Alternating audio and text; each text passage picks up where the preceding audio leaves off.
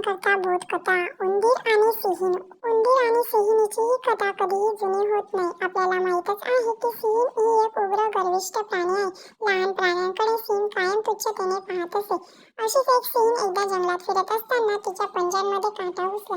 गर्विष्ठ असल्यामुळे सिंहिणीने मदत न मागण्याचा निर्णय घेतला. ती अशक्त होऊन रक्तस्राव होत असताना सुद्धा जंगलांमध्ये फिरत राहिली. एके दिवशी तिला एका नम्र उंदीर भेटला. सिंहिणीला खूप वेदना होत होत्या. उंदीर जरी घाबरला असला तरी मदत देण्या इतपत धैर्यवान होता. लहान उंदीर सिंहिणीच्या पंजातून काटा काढण्यास यशस्वी झाला आणि तिला वेदनांपासून मुक्त केले.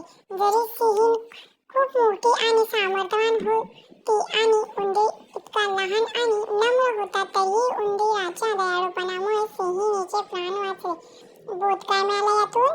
बोध नम्र व्हा आणि कधीही विसरू नका की तुमचा आकार आणि शक्ती किंवा उपयुक्ततेची हमी नसते. सिंहीण जरी आकाराने मोठी होती तर काही उपयोग झाला का? नाही, काहीच उपयोग झाला नाही.